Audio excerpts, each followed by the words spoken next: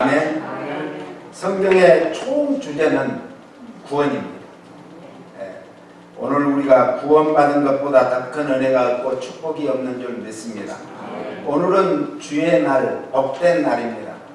이 날은 하나님께서 말씀을 통해서 선포할 때 그 모든 축복이 그대로 임하기를 바랍니다.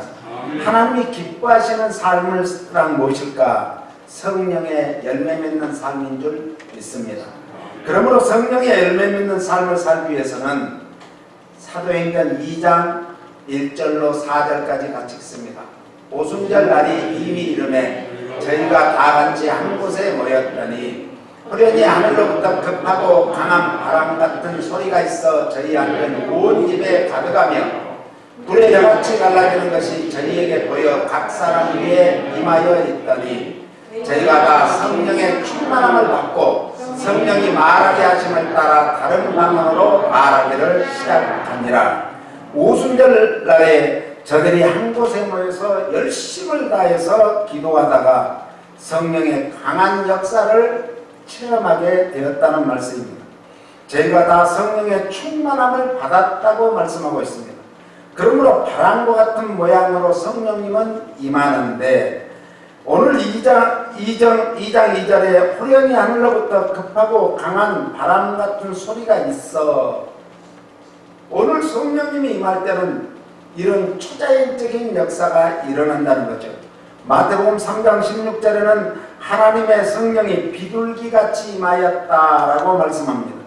비둘기는 온유하고 순결을 상징하는 그런 것입니다. 이것은 성령이 우리를 온유하고 순결한 사람으로 만든다는 증거인 줄로 믿습니다. 바람 같은 성령은 능력과 새로운 생명의 역사를 말하고 있습니다. 성령을 히브리어로 루아흐라고 합니다. 그리고 헬라어로는 프니우마라고 합니다. 이 말은 뜻은 이 동사가 숨을 쉬다, 바람 불다라는 동사에서 온 명사로 입김, 숨, 바람, 성령을 뜻하는 것입니다.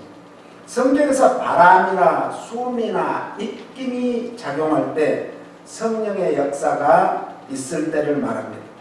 그때는 무슨 결과가 나타났는가?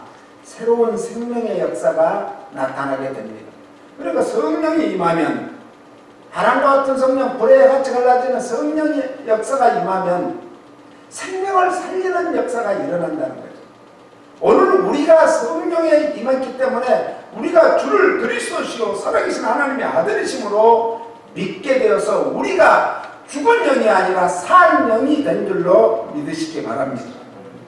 창세기 2장 7절에 보면 여호와 하나님이 흙으로 사람을 지으시고 생기를 그 코에 불어 넣으시니 사람이 뭐가 됐다? 생명이 되었다라는 거예요. 흙으로 만든 사람은 뭘까요? 시체예요, 시체. 생명이 없어요. 거기에 생기, 곧 숨을 불어넣으시니까 생명 곧 움직이고 활동하고 그렇게 되는 살아있는 사람이 되더라는 거죠. 그래서 새로운 생명이 태어났습니다. 할렐루야. 에스겔 37장으로 우리가 한번 읽어봅니다. 여호와께서 권능으로 내게 임하시고 그 신으로 나를 데리고 가서 골짜기 가운데 두셨는데 거기 뭐가 가득하더라? 뼈가 가득하더라. 하나님이 여호와께서 권능으로 임했다는 거죠. 그리고 그 신으로 나를 데리고 가서 이 움직이게 했다는 거죠. 움직이는 것은 뭘로 움직여요? 에너지. 파워로 움직이는, 힘으로 움직이는 거예요. 그리고 어디로 데리고 갔는가? 골짜기. 골짜기는 어디 골짜기냐면은 해골 골짜기, 아골 골짜기. 이 고대사에서 이 골짜기에서는 뭘 했냐면은 이 사람을 태우던 것이, 또 쓰레기를 태우는 것이, 쓰레기 태우고 사람 태우는 것이 좋은 것이에요? 나쁜 것이에요? 더러운 것이죠. 지저분한 것이죠. 냄새나는 것이죠. 그런데 거기 뼈가 가득했다. 뼈는 생명이 있어요? 없어요? 없는 상태는 말이에요. 아무 생명도 없더라 이거예요. 그 다음에요. 나를 그 뼈 사방으로 지나게 하시기로 본즉 그 골짜기 지면에 뼈가 힘이 많고 아주 말랐더라. 완전히 아무 소망이 없더라 이거예요. 세상 사람들은 이런 마른 뼈와 같이 에스겔 골짜기의 마른 뼈와 같이 소망이 없는 사람들을 말하고 있어요. 그 다음에 그가 내게 이르시되 인자야 이 뼈들이 능히 살겠느냐 하시기로 내가 대답하되 주여 주 여호와여 주께서 아시나이다. 지금 에스겔은 이 뼈가 살아날 것인지 안 살아날 것인지 그대로 있을 것인지 알지 못하지만 하나님은 다 아신다는 거예요. 하나님이 아시기 때문에 이 뼈들이 능히 살겠느냐라고 질문을 합니다. 오늘 우리들에게도 세상을 바라볼 때, 환경을 바라볼 때, 팬데믹 사태를 바라볼 때 정말 세상에 소망이 없는 것 같지만은 하나님의 말씀, 성령의 바람이 불어가면, 성령의 기운이 들어가면, 성령의 능력이 들어가면 어디든지 살아나게 될 줄로 믿습니다. 그 다음에 또 내게 이르시되 너는 이 모든 뼈에게 대언하여 이르기를 너의 마른 뼈들아 여호와의 말씀을 들을지어다. 지금 하나님의 말씀을 대언해서 선포할 때 오늘 그 선포된 말씀이 레마로 들려질 때 역사가 일어납니다. 오늘 우리 심령에 하나님의 말씀이 선포되어진 말씀이 로고스로 쓰여진 이 생명의 말씀이 우리 귀를 통해서 우리 심령을 때릴 때 오늘 우리 심령이 살아나게 될 줄로 믿습니다. 이것이 처방이에요. 처방. 오늘 이 시대의 팬데믹 사태의 처방은 하나님의 말씀을 선포해야 됩니다. 교회에서 지금 예배도 드리지 못하게 합니다. 그러나 우리는 거리를 두면서 사회적 거리를 두면서 안전하게 지금 예배를 드리고 있습니다. 왜요? 너희는 이 세대를 본받지 말라고 했습니다. 왜 본받지 말라고 했어요? 세상 사람들은 세상에 일어나는 현상으로 인해서 이리 휩쓸리고 저리 휩쓸리지만은 오늘 하나님의 사람들은 오늘 주일이기 때문에 주의 날이기 때문에 복된 날이기 때문에 거룩한 날이기 때문에 하나님 앞에 나와서 예배 드리는 줄 믿습니다. 5절이요. 주 여호와께서 이 뼈들에게 말씀하시기를 내가 생기로 너희에게 들어가게 하리니 너희가 하나님의 말씀이 들어가니까 뼈들이 생명이 없는 것이 생명이 있어서 움직이게 되더라는 거죠. 오늘 우리가 잘나서 정말 세상 사람들과 하나님이 구별시켜주고 뽑아주셨나요? 아니에요. 이건 하나님의 전적인 은혜입니다. 하나님의 한량없는 은혜입니다. 그래서 우리가 하나님의 은혜를 사모해야 돼. 은혜는 무엇과 같는가? 그 정말 마른 뼈에게 말씀이 들어간 것 같이 정말 너무너무 메마른 땅에 단비가 내려주는 것 같아요. 그 다음에 6절 너희 위에 힘줄을 두고 살을 입히고 가죽으로 덮고 너희 속에 생기를 두리니 너희가 살리라. 또 나를 여호와인 줄 알리라 하셨다 하라. 결과가 뭐예요? 결과. 처방이 했으면 결과가 나와야죠. 어떤 좋은 결과든 어떤 병이 낫든지 안 낫든지 살아나든지 죽든지 어떤 결과가 나와야죠. 지금 세상은 아무리 잘해도 처방은 하지만은 결과는 신통치 않아요. 지금 언론에 보면 중국에서 미국에서 개발한 그 시약을 훔쳐가지고 중국으로 가져갔다 가죠. 그래가지고 지금 난리잖아요. 그런데 빌 게이츠 재단에서 한국에다가 투자를 하면서 한국이 지금 가장 앞서가고 있다. 한국에서 제일 먼저 이 시약을 만들 줄로 믿고 투자한다. 이런 좋은 그런 기사도 있습니다. 오늘 우리가 기도해야 됩니다. 동방의 작은 나라가 세계의 그 어마어마한 대국들을 완전히 누를 수 있는 이런 좋은 기회가 왔어요. 그 다음에 이에 내가 명을 조차 대언하니, 명을 조차 이것은 순종하여 대언할 때 소리가 나고 움직이더니 이 뼈 저 뼈가 들어 맞아서 뼈들이 서로 뭐하더라? 웃더라는 거죠. 그 소리가 얼마나 컸던지 에스겔 골짜기에 그 소리가 사방으로 퍼졌다라고 이제 주석가들은 말을 합니다. 그 다음에 내가 또 보니 그 뼈에 힘줄이 생기고 살이 오르며 그 위에 가죽이 덮이나 그 속에 무엇은 없더라? 생기는 없더라는 거죠. 오늘 성령이 없는 사람은 마지막 때에 10처녀가 있었는데 5은 슬기롭고 5은 어리석더라. 왜 5이 슬기로웠는가? 모두 다 준비는 철저히 잘했지만은 5은 슬기로운 5 여인은 뭘 준비를 잘했어요? 기름 준비. 기름은 성령님을 말해요. 오늘 이 시대는 성령의 시대입니다. 그러므로 우리가 성령님을 자꾸 사모해야 될 줄로 믿습니다. 그 다음에 또 내게 이르시되 인자야 너는 생기를 향하여 대언하라. 생기에게 대언하여 이르기를 주 여호와의 말씀에 생기야 사방에서부터 와서 이 사망을 당한 자에게 붙어서 살게 하라 하셨다 하라. 그 다음에요 이에 내가 그 명대로 대언하였더니 생기가 그들에게 들어가매 그들이 곧 살아 일어나서 서는데 어떠냐? 극히 큰 군대더라. 할렐루야. 예수님 당시에 거라사 지역으로 가다가 귀신만 들린 사람을 만났는데 저 멀리서 보고 예수여 당신의 때가 지금 아직 안 됐는데 왜 저에게로 오십니까? 그러니까 예수님이 뭐라 했어요? 그래 네가 잘 알아보네 일 안 했어요. 이 귀신하고는 대화하는 게 아니에요. 귀신은 명령해서 완전히 제압해야 돼. 할렐루야? 네. 어떤 사람은 귀신하고 뭐 대화를 해서 뭐 어쩐다. 이거는요 상당히 잘못된 거예요. 이 복음주의 신앙에서는 귀신은 물리칠 대상이지 대화할 대상이 아니에요.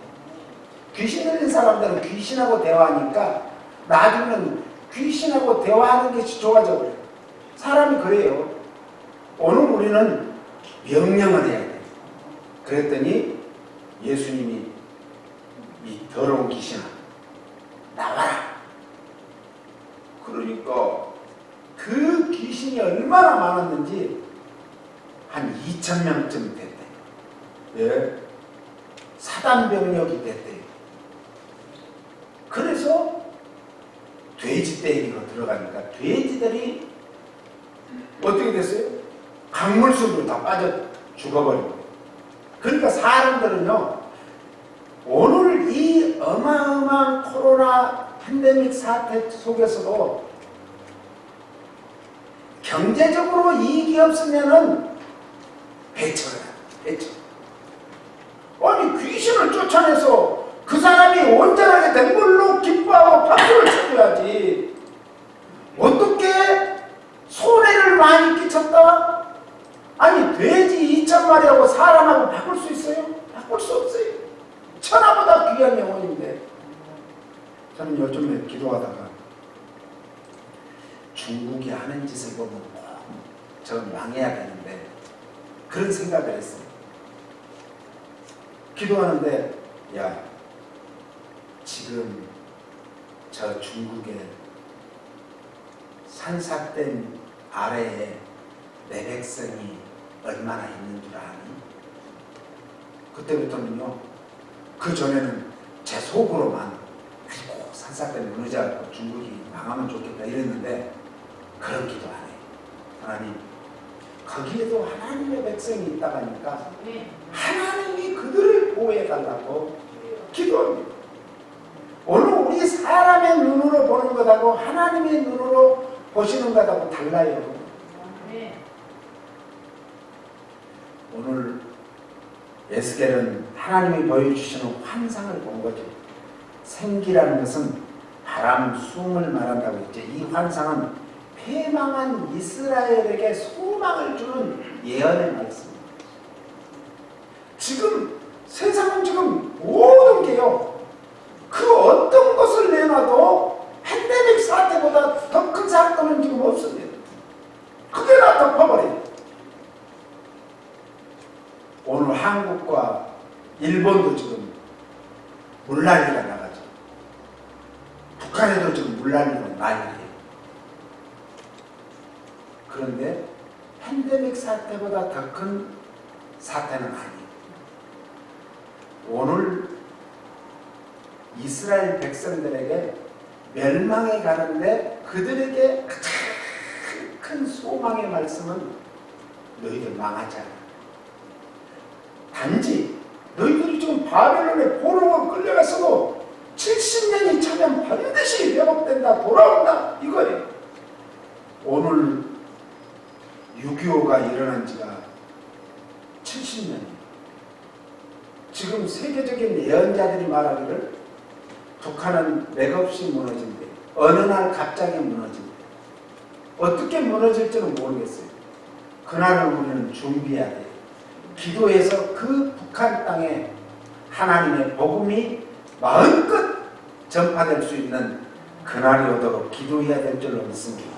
앞으로 예수 그리스도께서 재림하실 때 어떻게 된다겠죠? 죽은 자들이 먼저 일어나고, 할렐루야, 죽은 자들이 일어나요. 무덤에서 정말 그 무덤이 열리고 죽은 자들이 일어나서 주님을 맞이하게 될 그날이 옵니다. 오순절날 나타났던 급하고 바람 같은 성령의 역사는 무엇을 몰고 왔습니까? 신약 교회가 탄생할 때, 초대교회가 탄생하게 된 거예요. 우리 풍성한 교회가 이런 성령의 바람으로 새로워지고 능력과 권능과 힘이 있는 교회가 되기를 소원합니다. 그러므로 그러기 위해서는 뭐가 제일 중요하냐? 기도를 쉬지 않아야 됩니다.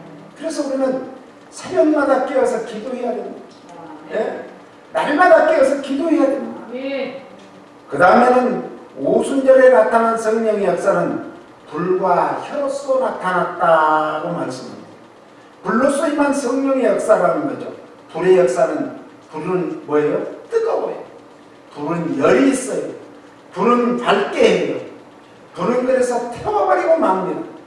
불같은 성령이 임하시면 오늘 우리 심령이 잠이 차고 사랑이 식어서 세상 사람들에게서 진정한 사랑을 느낄 수 없다 할지라도 성령 받으면 오늘 내가 사랑의 역사, 사랑의 은사를 받아서 다른 사람을 뜨겁게 사랑할 수 있는 그런 놀라운 역사가 있을 줄로 믿습니다. 사람이 열정이 없는 사람 보면 참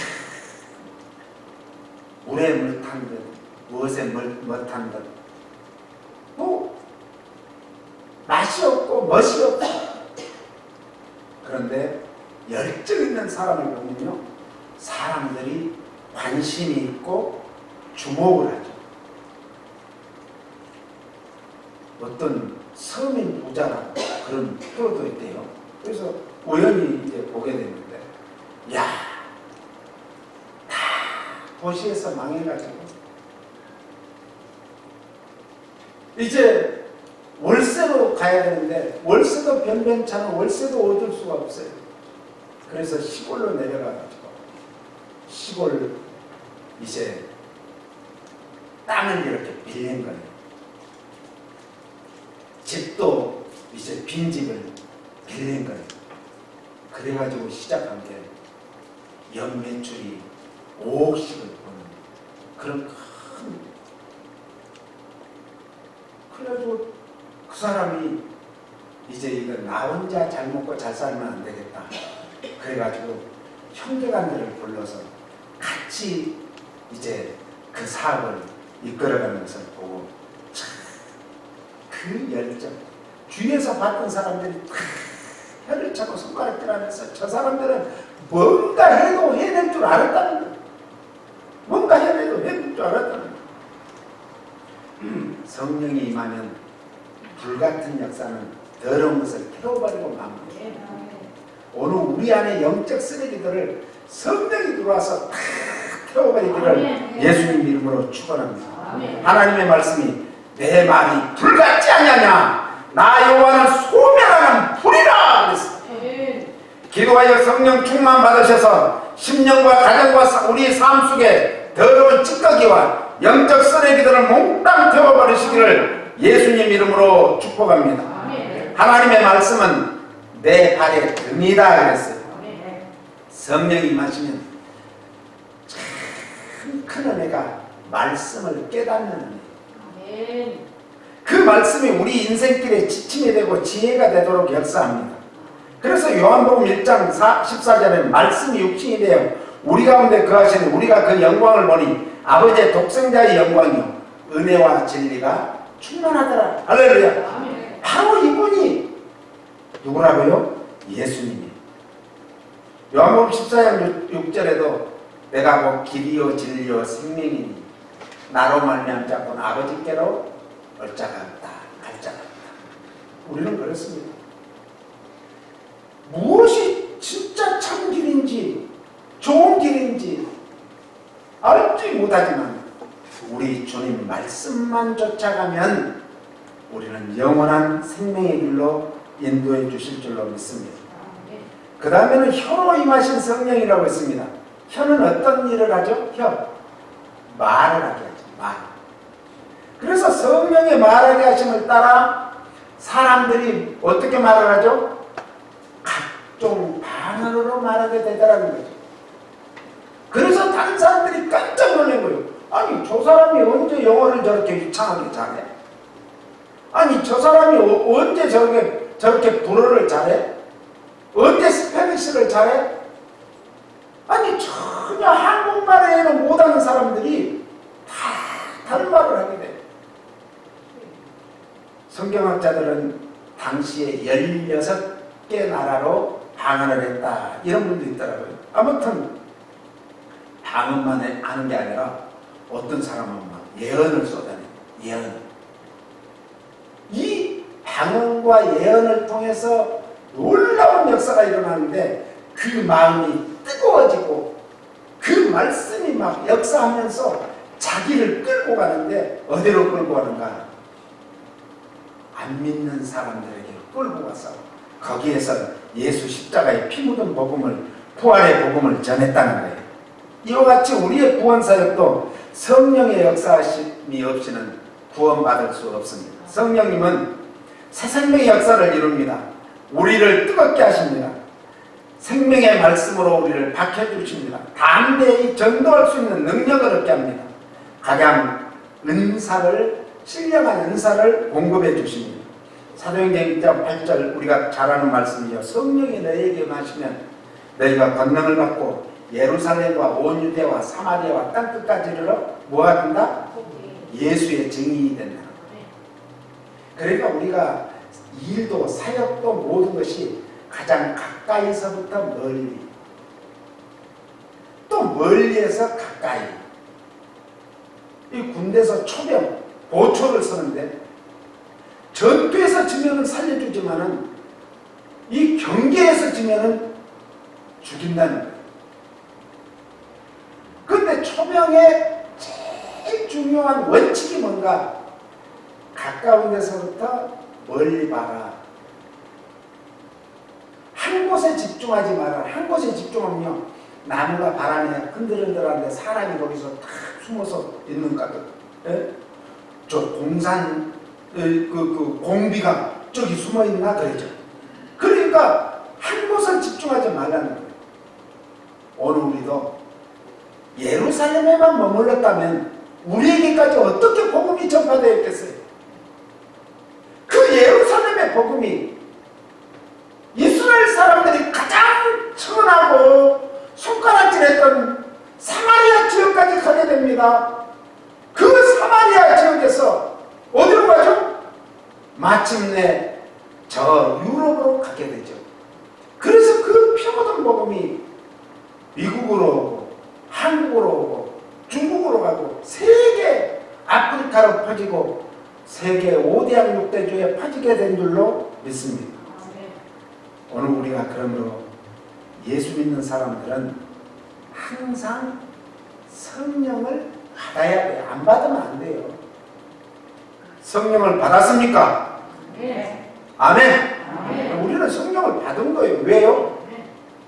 성령을 받았기 때문에 그 증거가, 가장 큰 증거가 주님이 나의 구세주입니다 고백하는 거예요.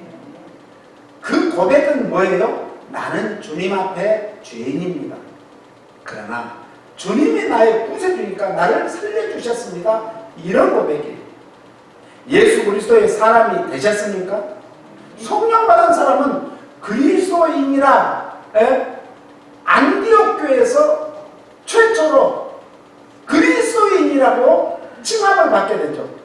그리스도인이라는 것은 당시에 좀 비꼬는 말이었어요. 우리말로 하면 예수쟁이들, 그런 말이었어요. 오늘 그럼에도 불구하고 그들은 예수님과 성령님과 동행해서 저 마게도냐로 넘어갑니다. 오늘 날마다 성령님과 우리가 동행하십니까? 그렇다면 울타리에 가둬놓지 말고 우리는 울타리를 과감히 뛰어넘으시기를 예수님 이름으로 축복합니다. 우리는 성령을 받아야 합니다. 성령을 어떻게 받을 수 있습니까? 따라서 쓰세요. 구하는 자에게 성령이 임합니다. 제가 이번에 성령의 열매 맺는 삶을 살자는 삶의 원리 5가지를 말하면서 성령을 계속해서 구하라 이 말을 지금 많이 반복하고 있습니다. 구하는 자에게 임합니다. 오순절에 임한 성령도 합심해서 기도할 때 성령 체험을 했습니다. 누가복음 11장 13절에도 구하는 자에게 성령을 주시지 않겠느냐. 할렐루야. 구하는 자에게 아니 먹을 것을 달라고 했습니다. 마실 것을 달라고 했습니다. 그런데 구하는 자에게 가장 좋은 성령님을 주신다는 말씀입니다. 성령 받기 원하십니까? 그래서 성령의 열매 맺는 삶을 살기 원하십니까? 그러면 성령 충만 받기를 구하시기를 바랍니다. 에베소 5장 8절 18절에 보니까 술 취하지 말라 이는 방탕한 것이니 오직 성령의 충만함을 받으라. 성령 충만하고 술 취한 것하고 비슷하다. 술 취하면 술이 그 사람을 주장하고 술이 그 사람을 끌고 가요. 성령을 충만받으면 성령의 사람은 성령님의 인도, 교통, 충만, 축복 속에서 살아가게 되는 거예요. 술 취하면 술이 말하게 되니까 취중 진담이라고 없는 소리 있는 소리 다 말해요. 진담만 말하는 거 아니에요. 술 취하면. 네. 거짓말도 해요. 왜? 거짓의 영이 역사. 성령 충만 받으면 입 다물고 있던 사람들이 말하게 돼요. 마가의 다락방에 120명이 모여가지고 무서워가지고 밖에를 조금 열어보고는 누가 오는가 안 오는가 보고 안 오면은 그때 기도하고 누구 오는 것 같으면은 조용히 입을 다물고 있었어요. 그런데 그들에게 성령이 임하니까 나가서 복음을 전하면 죽는 줄 알면서도 과감히 문을 박차고 나가서 예수가 구세주입니다. 예수가 하나님입니다. 예수는 당신들이 죽였지만 3일 만에 부활하셨습니다. 그 예수님은 반드시 다시 오십니다. 할렐루야. 그 복음을 전했어요. 술 취하면 비틀비틀거립니다. 성령 취하면요 방언하고 전도하고 선교하게 돼요. 어디로 가든지 막 미친 사람같이 돌아다니게 돼요. 이 술 취하면 이성을 잃게 되죠. 이성을 잃게 돼요. 그래가지고 전신주 앞에 딱 서고 야, 왜 네가 나를 앞에 막어? 그러고 때렸는데 자기가 넘어져. 성령에 취한 사람은요, 지혜롭게 해요. 기둥이 있으면 피해가는 거예요. 이게 지혜예요. 안 그래요? 뱀같이 지혜롭고 비둘기같이 순결하라 했잖아요. 자기를 거부하면요, 싸우면 안 돼요. 피해가면 돼요. 피해가면 돼요. 왜 싸워요? 술은 절제하지 못하게 안 돼요. 성령의 열매를 가장 값지게 하는 것이 뭐예요? 절제예요. 절제. 모든 사랑을 가장 빛나게 하는 것이 절제입니다. 절제. 그래서 성령의 9가지 열매 중에 절제, 사랑과 희락과 화평과 오래 참과 자비와 항상과 충성과 온유와 절제니 이 같은 것을 금지할 법이 없다고 했어요. 막을 수가 없는 거예요. 성령의 사람은 막을 수가 없어요. 성령의 은사 중에 최고의 은사는 뭐예요? 사랑의 은사예요. 사랑의 은사를 구해서, 사랑의 은사를 받아서 누구에게든지 예수 복음을 전하시기를 바랍니다. 성령은 회개해야 하는 자에게 임합니다. 사도행전 2장 38절이요. 사도행전. 베드로가 가로되 너희가 회개하여 각각 예수 그리스도의 이름으로 세례를 받고 죄 사함을 얻으라. 그리하면 성령을 선물로 받으리니. 성령은 진리의 영이요 깨끗한 영이요 거룩한 영이기 때문에 더러운 곳에는 계실 수가 없어요. 야, 한 번은요 선교를 지역을 갔는데 거기에서 지금 선교센터는 선교사님이 계시는 곳은 그래도 괜찮은데 그날은 이제 올 수가 없어서 거기서 자야 돼요. 왜? 밤 늦도록 우리가 이제 그쪽에서 집회를 하다 보니까 밤에 가면 위험해요. 그러니까 자야 된다.